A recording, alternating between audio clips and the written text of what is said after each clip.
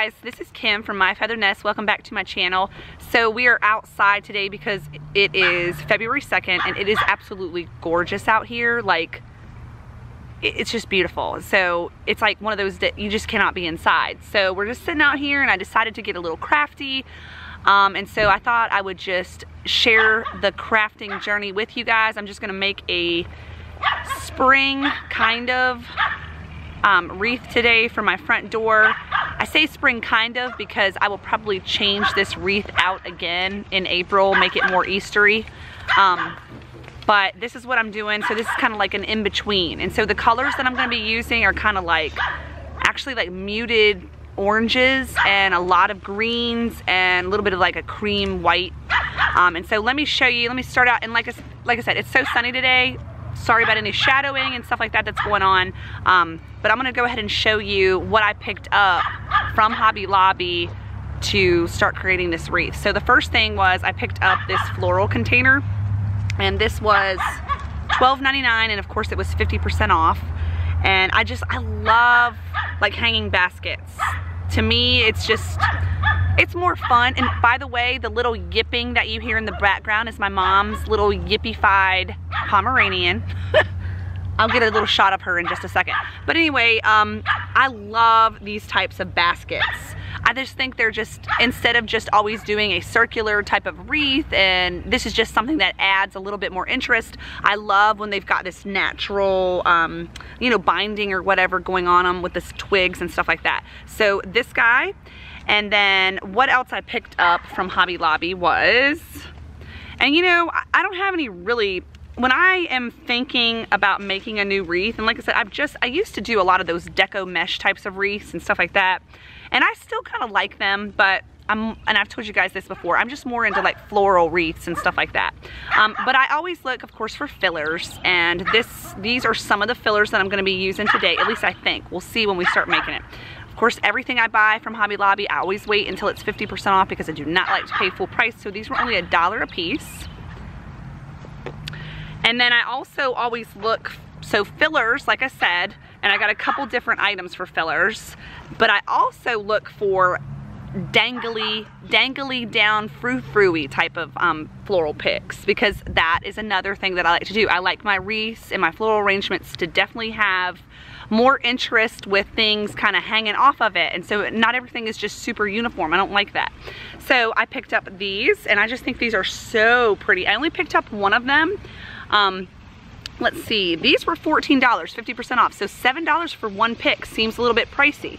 However, I only bought the one, and so I can separate it some, and so you kind of mix a little bit of the more expensive floral picks in with the cheaper floral picks, and you end up with just a beautiful arrangement. It doesn't have to cost a lot of money. So, this is another filler. I picked up this, and I only picked up, I think, one of these.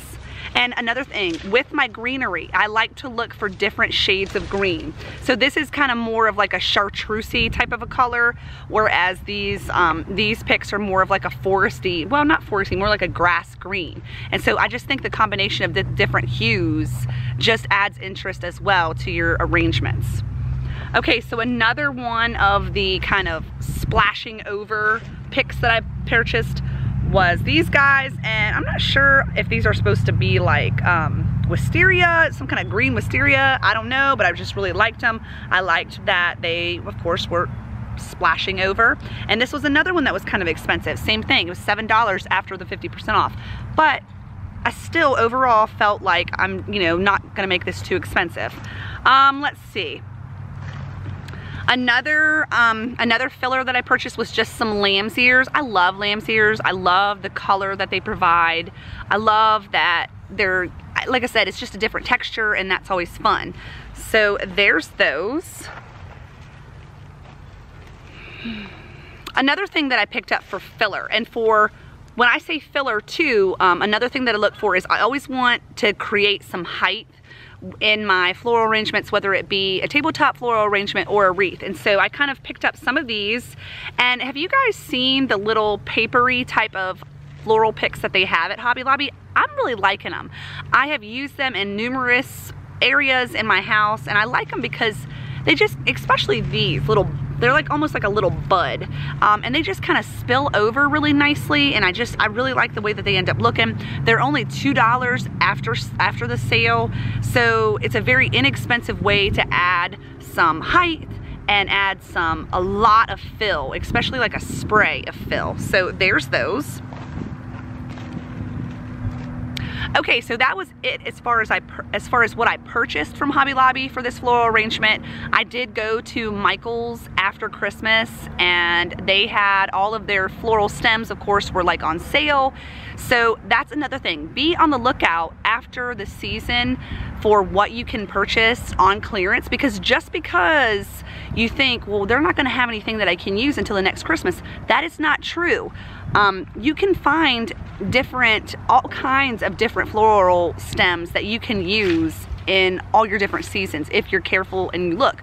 I mean, who is like the floral boss telling you that you can't use certain flowers, you know, at different parts of the year? Now, I would never use like a poinsettia for my July 4th floral arrangement, and I wouldn't use a sunflower for my Christmas arrangement. Well, then again, I take that back. I actually had some red sunflowers and I used them, I think. But anyway, I picked up these super pretty. I don't even know what they are. I don't know, but they're super pretty. They're very big and showy, and that's another thing. For my floral arrangements, I always like to have maybe at least 3 bigger, showier flowers, because that's kind of like your statement piece. That's kind of what you build everything around. And so I picked up 2 of these, and like I said, I don't know how much I got them for. They were definitely, I'm thinking they were like 70% off, so I got them for a really good price. And these are a very nice quality stem, and so I don't like to pay full price for them. So I got 2 of these, and I also picked up 2 of these, and as you can see, that's why I said I'm kind of going with a muted orange type of a theme for this floral arrangement, and so it's kind of springy. You could actually always use this for fall too, but 2 of these, picked up 2 of these, and a couple of these guys, and these guys and these are gonna definitely add a lot of height to my floral arrangement. Now, will I use every single stem that I just showed you? I don't know. I kind of have a general idea of what I'm gonna do, but as I start to put it together, it just depends. What do I need? Might have to add more, we'll see. So let's go ahead and let's get on with it. Oh, you will also need, of course, a good pair of wire cutters. Do not try to use scissors. They will ruin your scissors, and especially with some of those thicker floral picks, you'll never be able to cut them with scissors. And I always like to use some kind of a that like styrofoam, those blocks or whatever, and I prefer, as soon as I find it, I'll show you. I will show you that in just a second. And then of course I have a knife, so in case I need to cut my floral block, I can. Another thing is, depending, you may want to choose to put a bow on your spring floral arrangement or your floral arrangement. I sometimes do, sometimes I don't. I did get some ribbon. I pulled some ribbon that I already had just in case I decide. I found this really pretty striped with polka dots. It's more of just like it almost looks like a burlappy with a little bit of like a gold glitter. I'm not sure if I'll use this yet or not. I did find some gold glitter and wired ribbon. I highly suggest that. I actually found some cheetah print ribbon, which I thought would look really nice with that muted orange. I don't know if I'll use this, but I'm just showing you. And of course I just have some orange as well. Like I said, I had all of that stuff. That's another thing that I look for on clearance and on sale, because, okay guys, I'm not like doing this inside, so you're gonna just have to bear with me about how I'm handling myself right now. But anyway, the first thing that I did was I cut my floral block, and I made sure that it could fit inside of my basket. And then, because I don't want to be able to see it, I went ahead and used almost a full bag of this like Spanish moss stuff that you can get. I mean, you can even get this at Dollar Tree. I just happen to have it just because I don't want to be able to see any of that green. And so I may actually put some more in, and I probably maybe fill up the top a little bit too, just to kind of hide any of that floral block. So that's where I started, and now I'm going to get to starting my flowers. All right guys, so what I did was I went ahead and I put just the lamb's ear in so far. So I just kind of shoved it in. And so I just want to go ahead and do this step by step, so that way you can kind of see where it started and how it ends. So that's all that I got going on right now. And I did cut a pretty good amount off of each of the floral picks. Okay guys, so here's what I started with next. I went ahead and put my bigger flowers in. These are like my showcase pieces because I wanted to make sure that I had them front and center.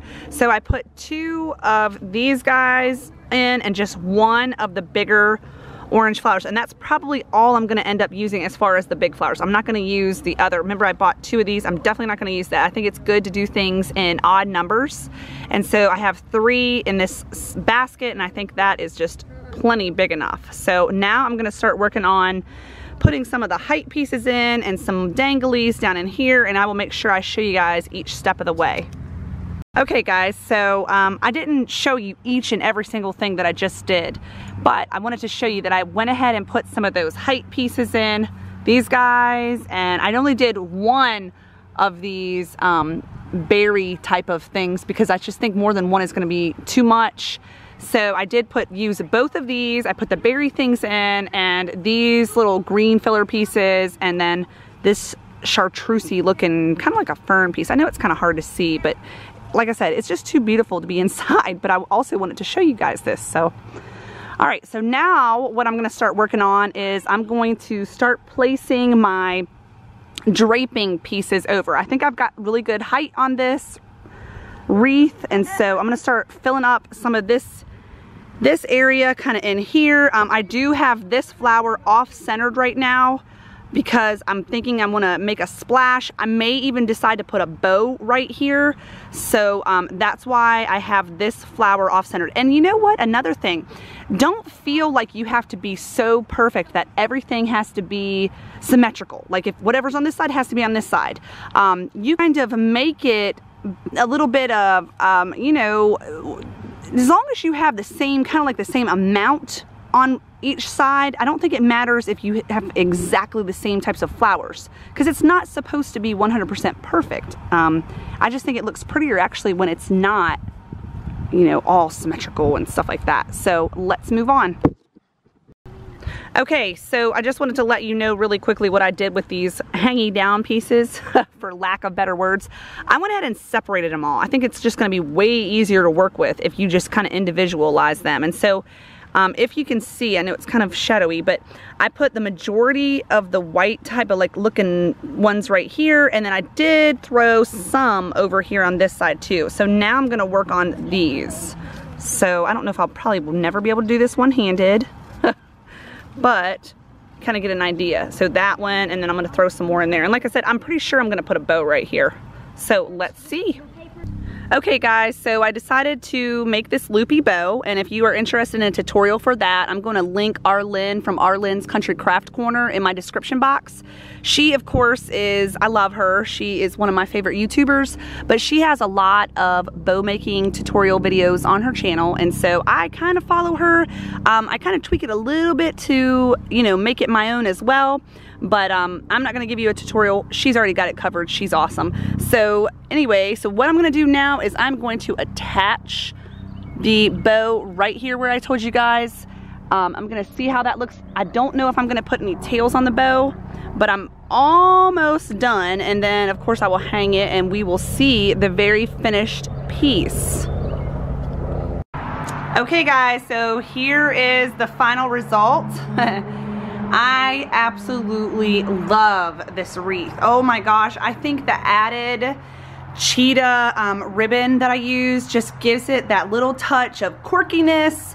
If you guys know me, you know I've always got to have something kind of funky and something kind of quirky. And for me, that just added just a beautiful quirky element to it. I think the colors all blend beautifully. Like I said, I am in love with it. And you know, it kind of, I did add the tails to the funky bow just because I felt like it really needed it. I'm kind of like go big or go home with bows and with floral arrangements and stuff like that. So this just suits me so well. Plus I have a really big door.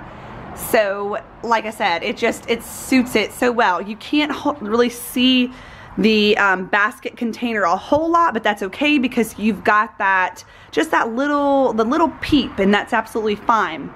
So there she is. I hope you guys find some inspiration. I hope that you're able to use some of my tips to create your own floral arrangements. Let me know in the comment section what you guys think about this. Let me know if you guys like to make your own floral arrangements or if you would just rather buy them. I have actually thought about selling some floral wreaths and arrangements and stuff like that, maybe on like Facebook sites, you know, those like marketplace sites and stuff like that, just to make some extra money. But I'm not sure yet. I always get nervous about selling my own craftsmanship. I don't know. Anyway, let me know what you think about it. I hope that you have enjoyed this video. I hope you find some inspiration, and I will see you guys in the next video. Bye guys.